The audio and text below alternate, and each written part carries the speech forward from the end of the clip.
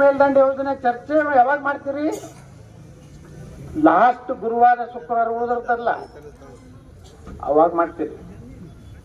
ಅವಾಗ ಎಷ್ಟು ಮಂದಿ ಇರ್ತಾರ ವಿಧಾನಸಭಾದಾಗ? ಕೋರಮ್ ಆಗುದಿಲ್ರಿ. ಮುಂಜಾನೆ 9 ಸ್ಪೀಕರ್ ಕರೆದ್ರೆ 12 ತನಕ ಕೋರಮ್ ಆಗುದಿಲ್ಲ. ಡನ ಹೊಡೆದೇ ಹೊಡಿತಿರ್ತದ. ಯಾಕಂದ್ರ ಆ ಕಡೆ ಭಾಗದ MLAಗಳು ಬರುದಿಲ್ಲ. ಮಂತ್ರಿಗಳಿಗಂತರೂ ಅಲ್ಲಿ ಕುಂಡ್ರಲಕ್ ಮನಸ್ಸಿಲ್ಲ ಒಳಗ. ಆದ್ರೆ ಮಂತ್ರಿ ಆಗಾಗ ನೋಡ್ಬೇಕು ಯಾರ್ಯಾರು ಕಾಲು ಹಿಡಿತಾರೋ, ಯಾರ್ಯಾರಿಗೂ ನೋಟ್ ಕೊಡ್ತಾರೋ, ಯಾರಿಗೆ ಕಾರ್ ಕೊಡ್ಸ್ಕೊಡ್ತಾರೋ, ಯಾರಿಗೆ ಬೆಂಗಳೂರಿನ ಬಂಗ್ಲೆ ಕೊಡ್ಸ್ಕೊಡ್ತಾರೋ.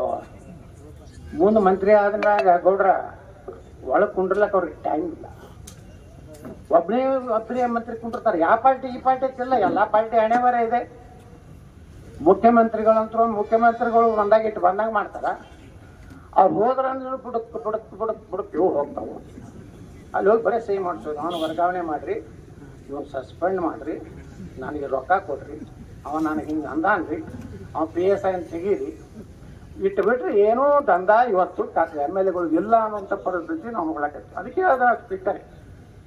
ಆದರೂ ಕೊನೆಗೆ ಏನಾಯ್ತು ಅಂದ್ರೆ ಕಡೆಗೆ ಮತ್ತೆ ಅದನ್ನ ಭಾಳ ವ್ಯವಸ್ಥಿತ ಒಂದು ಲಾಬಿ ಐತ್ರಿ. ಆತ ಹೋರಾಟ ಮಾಡಿದಾಗರೆ ದಿನ ಬರ್ತಿತ್ತು ಅದು ನಮ್ಮ ಅಜೆಂಡಾದಾಗ. ಉತ್ತರ ಕರ್ನಾಟಕ ಬಗ್ಗೆ ಚರ್ಚೆ ಮಾಡುವುದು, ಅದ್ರಾಗ ಯಾವುದೋ ಒಂದು ಬೇರೆ ಇಶ್ಯೂ ತಗೋದು, ದಾಂಧಿ ಮಾಡೋದು, ಬಾಯ್ಕಾಟ್, ಸಭಾತ್ಯಾಗ, ದಂಡಿ ಕುಂಡ್ರು ಕಲ. ಮುಂದ ಯಾವಾಗ ಬರ್ತದೆ? ಗುರುವಾರ ಶುಕ್ರವಾರ. ಯಾರು ಯಾರು ಮುಂದೆ ಮಂತ್ರಿಗಳೆಲ್ಲ ಇರ್ಬೇಕಲ್ಲ, ನೀರಾವರಿ ಮಂತ್ರಿಗಳು ಇರ್ಬೇಕು. ಕನ್ಸರ್ನ್ ಉತ್ತರ ಕರ್ನಾಟಕದ ಎಲ್ಲಾ ಮಂತ್ರಿಗಳಲ್ಲಿ ಇರ್ಬೇಕಲ್ಲ. ಕಡಿ ಹೋಲ್ಬಿಡ್ರಿ, ಅವ್ರ ಕಡೆ ಹೋಗಲಕ್ಕೆ. ಈ ಉತ್ತರ ಕರ್ನಾಟಕದವ್ರ ಮೇಲೆ ಮಂತ್ರಿ ಆಗಲ್ಲ, ಅವರೆಲ್ಲ ಇರ್ಬೇಕಲ್ಲ ಸದನದಾಗ. ಅವರು ಇರುವುದಿಲ್ಲ. ಎಲ್ಲಾರು ಸುಮ್ಮ ಇದಕ್ ಬಂದಂಗೆ ಬರ್ತಾರೆ. ಎದಕ್ಕ?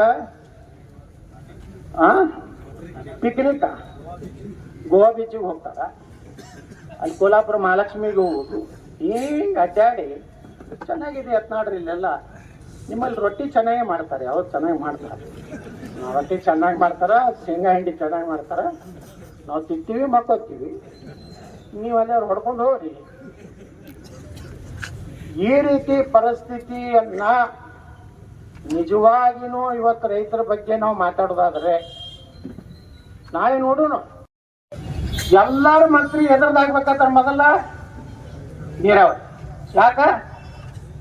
ಆರಾಮ್ 1 ಕೋಟಿ ರೂಪಾಯಿ 10 ಕೋಟಿ ರೂಪಾಯಿ ಮಾಡ್ತಾರೆ ಕಾಸ್ಟ್ ಎಸ್ಕಾಲೇಷನ್. ಅಲ್ಲಿ ಗಿಡ ಇರೋದಿಲ್ಲ, ಕಲ್ಲು ಇರೋದಿಲ್ಲ. ಭಾರಿ ದೊಡ್ಡದಾದಂಥ ಗಿಡಗಳನ್ನು ಕಡೆಯಲು 8 ಕೋಟಿ. ಕಲ್ಲು ಕೆನಾಲ್ ಮಾಡೋದಕ್ಕೆ ಬಹಳ ಬಹಳ ಭಾರಿ ಗಾತ್ರದ ಕಲ್ಲುಗಳು, ಡೈನಾಮಿಟ್ ಇಟ್ಟರು ಹೊಡಿಲಾರಂತ ಕಲ್ಲು. ಇಂಜಿನಿಯರ್ ಬಂದ್ರೆ ಬರೆಸ್ತಾರ ಅಷ್ಟು ಚಂದಾಗಿ. 1 ಕೋಟಿ 10 ಕೋಟಿ ಆಗಿರ್ತದೆ, ನಿಮ್ಗೆ ಗೊತ್ತಾಗೋದಿಲ್ಲ. ಅದೇನು ಕಾಸ್ಟ್ ಎಸ್ಕಾಲೇಷನ್ ಕೆಲವು ಸೇರ್ತಾರ, ಹಿಂದಾಡಿ ಸೇರ್ತಾರ. ಟೆಂಡರ್ನಾಗ ಒಮ್ಮನೊಂದು ಕಡೆ ಅಂತೂ ಕೆನಾಲ್ಗಳಂತೂ ಮಾಡ್ಲಾರ್ದೇನೆ ಹೊಡೆದಾರ. 500-600 ಕೋಟಿ ರೂಪಾಯಿ ಹೊಡೆದಾರಿ. ಏನು ಮನುಷ್ಯತ್ವ ಐತೆ? ರೊಕ್ಕ ಯಾತ್ರೆ ಮಾಡ್ತಾರೆ ಇವರು. ಇವರೆಲ್ಲ ಭ್ರಷ್ಟಾಚಾರ ಮಾಡಿದ್ ನೋಡಿದ್ರೆ ನಾನು ಆತ್ಮಸಾಕ್ಷಿ ಹೇಳ್ತೀನಿ, 10 ಆಲಮಟ್ಟಿಯನ್ನು ಯೋಜನೆ ಮಾಡ್ಬೋದಾಗಿತ್ತು. ಬರೇ ಇಂಜಿನಿಯರು, ಚೀಫ್ ಇಂಜಿನಿಯರು, ಮಿನಿಸ್ಟರ್ಗಳು ಶ್ರೀಮಂತರಾದ್ರು. ರೈತರನ್ನ ಬರೀ ನಾವು ಹೋರಾಟ ಮಾಡುದು.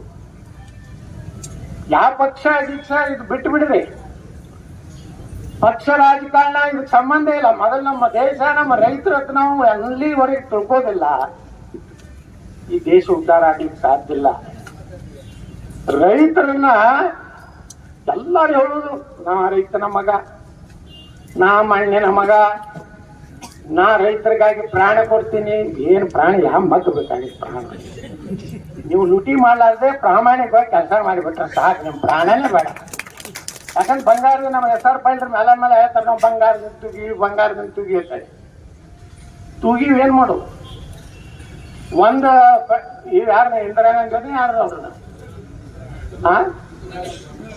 ಅವ್ರನ್ನ ಬಂಗಾರದಿಂದ ತೂಗ್ಲಕ್ ಹೋಗಿ ಮತ್ತೆ ಬಂಗಾರ ಉಳಿತತ್ತ. ಅದಕ್ಕೆ ಲಿಂಗಪ್ಪನವ್ರು ಒಂದು ತೂಗಿಬಿಟ್ಟಿರ್ತಾವ. ನಮ್ಮ ಮಂದಿ ಏನವಲ್ಲ ಮುಕ್ತ ಜನ, ಅವ್ರಂಗ ಚಾಲೂ ಇಲ್ಲ ನಮ್ಮವ್ರು. ಈಗ ನೋಡ್ರಿ ಏನೈತಿ ನೀರಾವರಿ ಯೋಜನೆ ಏನ ನಡೆದೋಗ್ತಿದೆ ನನ್ನ ರಾಜ್ಯದಾಗ.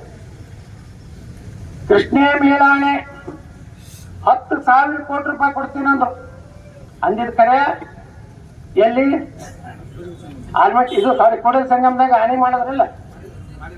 ನಾ MLC ಇದ್ದಾಗ ಪ್ರಶ್ನೆ ಕೇಳಿದೆ.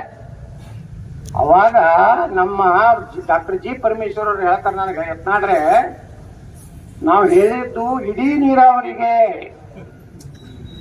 ಅಂತದ್ ಬ್ಯಾಡ್ರಿ ಪರಮೇಶ್ವರ್ನ, ಇವೆಲ್ಲ ಸುಮ್ಮನೆ ಸುಳ್ಳು ನಾಟಕ ಮಾಡ್ಬೇಡ್ರಿ. ಅವ್ರ ಕಾಂಗ್ರೆಸ್ಸಿಂದ ಏನು ಇದು ಇತ್ತಲ್ಲ ಪ್ರಣಾಳಿಕೆ, ಅದನ್ನ ತೋರಿಸಿದೆ ನನ್ನ ಬಳಿ ಇರಲಿಲ್ಲ. ಪಾಪ ಹೊರಟೇರ್ ಬಲ್ಲಿ ಪಟ್ಟಕ್ಕನೆ ಹಿಂಗೆ ಆಚೆ ಕೊಟ್ಟು ಕಳಿಸಿದ್ರು.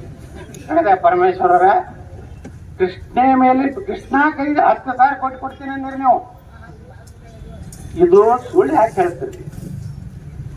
ನಾವು ಯಡಿಯೂರಪ್ಪನವ್ರಿಗೆ ಅದೇ